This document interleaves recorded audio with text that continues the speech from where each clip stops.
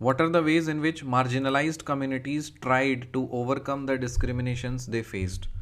जो भी marginalized communities हैं वो क्या क्या तरीका अपनाई जिससे वो discriminations जो वो फेस कर रहे थे करते हैं उसको ओवरकम कर पाते हैं.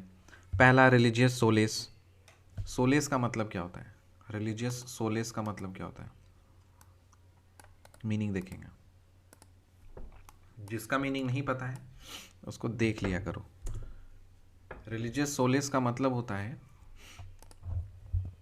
The phrase religious solace is correct and usable in English and written English. You can use this phrase when you are discussing solace, comfort, peace that is derived from person's religious beliefs. ठीक है. तो obviously religious solace उनका होता है ना, भक्ति भाव में लग जाते हैं. अच्छा मेरे साथ किसी ने डिस्क्रिमिनेशन किया है, अच्छा ठीक है हम थोड़ा सा ध्यान में जाते हैं थोड़ा पूजा पाठ करते हैं. आर्म्ड स्ट्रगल, हथियार लेकर के स्ट्रगल करना. सेल्फ इम्प्रूवमेंट, खुद पे वर्क करना. शिक्षित होना, इकोनॉमिक प्रोग्रेस करना. तो ये सारे कुछ तरीके हैं जिससे जो मार्जिनलाइज्ड कम्युनिटीज़ हैं खुद को ओवरकम करती हैं वो कुछ भी उसके साथ जो भेदभाव होता है. अनटचेबिलिटी क्या होता है? Untouchability is the individual discrimination. What is untouchability? Untouchability is the individual discrimination against certain classes of persons. मतलब छुआछूत. अनटचेबल्स किसको है? Dalits are sometimes called untouchables. Untouchables are regarded as low caste and have been marginalized for centuries. अब बाबू सब कोई vagina से ही पैदा होते हैं तो कोई ऊंचा और नीचा कैसे हो सकता है? नहीं हो सकता ना, नहीं हो सकता. कोई मुंह से पैदा हो रहा है, कोई हाथ से पैदा हो रहा है, कोई जांग से पैदा हो रहा है, कोई पैर से पैदा हो रहा है, ऐसा होता है क्या? नहीं होता. ये धार्मिक ग्रंथों में लिखा हुआ है. मुंह से पैदा होता है कोई? नहीं होता. सब वेजिना से ही पैदा होते हैं, मदर के वेजिना से ही पैदा होते हैं. तो सब का पैदा होने का एक ही रास्ता है. कोई तो जन्म से कोई ऊंचा और नीचा कैसे हो सकता है भाई? क्वेश्चन करो खुद से. फिर भी लोग लो कास्ट बना करके शोषण करते हुए आ रहे हैं. ठीक है. Mention to untouchable practices prohibited from entering into village temples. पहली बात तो जाना ही नहीं चाहिए. मेरा तो ये मानना है जहाँ पे आपको इज्जत नहीं मिले वहाँ जाना ही नहीं चाहिए. If someone is prohibiting you to enter the temples, say get lost, I am not interested to go there. Separate burial grounds. और बरियल ग्राउंड्स मतलब अलग से जो होता है ना लाश जलाने का ग्राउंड अलग होना चाहिए. ये सारी प्रैक्टिसेस हैं untouchable. How reservations play an important role in providing social justice to Dalits and Adivasis. The government's reservation policies give opportunities to specific groups such as SCs, STs in order to bring them in the mainstream of society. Of course. What was the recognition of the forest? When was the recognition of Forest Rights Act passed? Recognition of Forest Rights Act कब पास हुआ था? 2006 में. Recognition of Forests Rights Act कब पास हुआ था? 2006 में.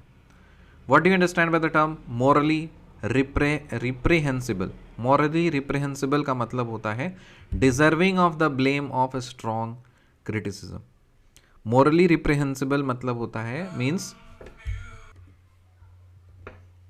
Recognition of forest rights act का पास हुआ था 2006 में. मॉरली रिप्रेहेंसिबल का मतलब क्या होता है? Morally reprehensible means deserving of the blame of strong criticism. Morally reprehensible मतलब deserving the blame of strong criticism. Linguist is someone who knows and studies several languages. Linguist का उसको बोलते हैं जो बहुत सारे लैंग्वेजेस को पढ़ता है जानता है.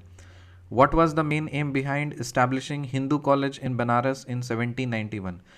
हिंदू कॉलेज जो है ना बनारस में, BHU हिंदू कॉलेज कब इस्टेब्लिश हुआ था? 1791 में. हिंदू कॉलेज जो बनारस में इस्टेब्लिश हुआ, हिंदू कॉलेज इन बनारस 1791 में, उसका मेन मकसद क्या था?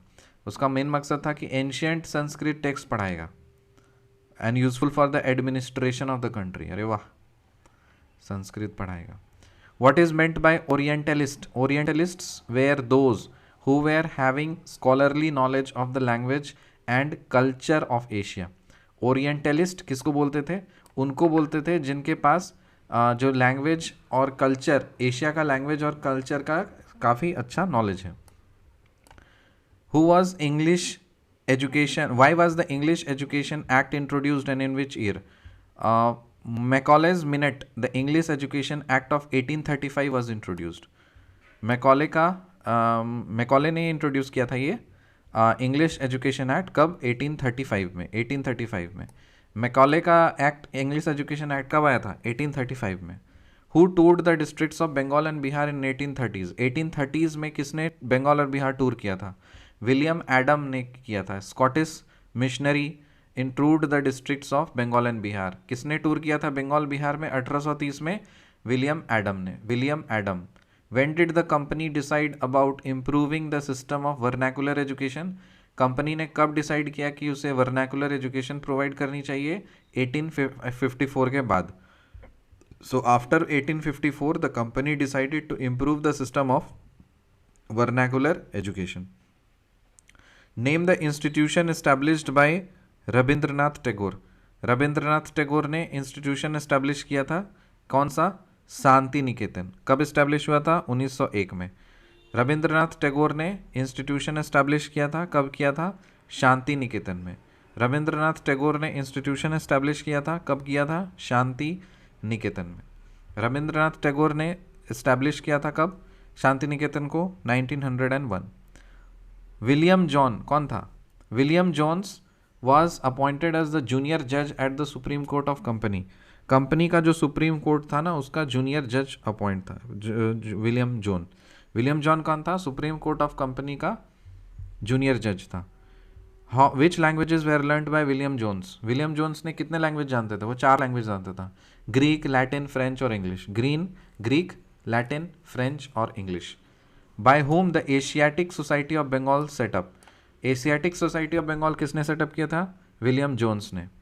From whom did William Jones learn Sanskrit? Sanskrit किससे सीखा था? वो पंडित से, ऑफकोर्स पंडित से सीखेगा।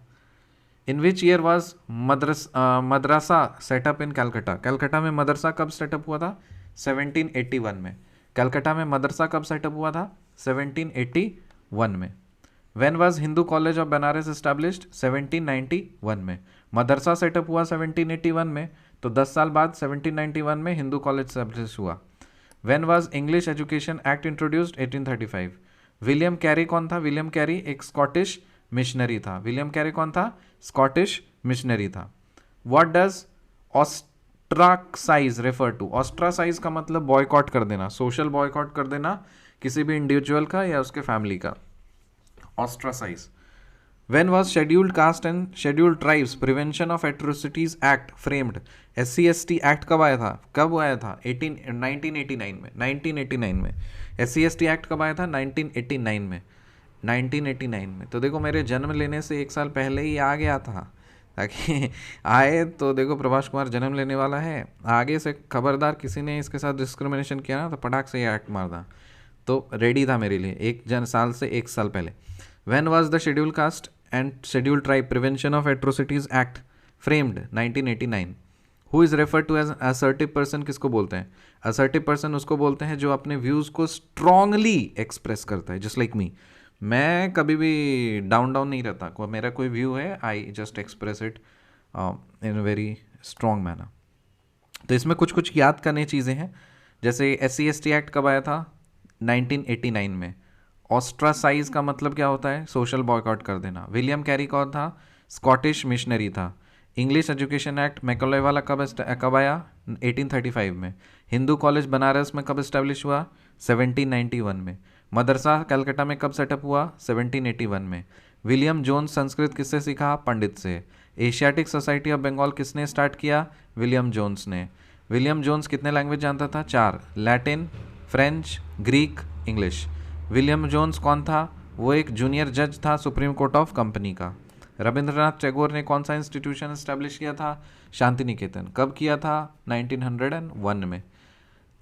कंपनी ने कब डिसाइड किया कि उसे वर्नाकुलर एजुकेशन को इम्प्रूव करना है? आफ्टर 1854।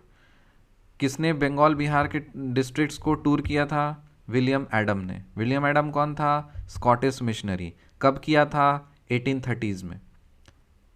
बस इतना ही है। और recognition of forest rights act कब पास हुआ? 2006 में। Recognition of forest rights act कब पास हुआ? 2006 में। बाकी सब तो कॉमन सेंस है। मिलते हैं आपसे अगले वीडियो में, तब तक के लिए bye bye and take care.